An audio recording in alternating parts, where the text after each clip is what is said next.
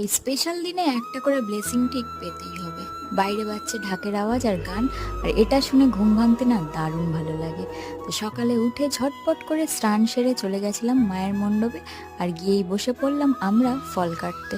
তো আমরা এই পুজোর আয়োজন পুরো পাড়ার সবাই মিলে করি। তো আর এখানে সব কিছু সাজানোর পর মায়ের গলায় মালা দেওয়ার পর মুখটা না দেখতে ভারী মিষ্টি লাগছে। এই যে, আর আমরাও এখানে শাড়ি পরে সাজুগুজি করে রেডি হয়ে গেছি। প্রত্যেক বছর এই দিনটাতে শাড়ি পরি, অঞ্জলি দিই, দারুণ মজা করি। তো এই যে সবাই সাজুগুজি করে মণ্ডপে চলে এসেছি। তারপরে পুজো শুরু হলো, আমরা একে একে অঞ্জলিও দিয়ে দিলাম সবাই মিলে।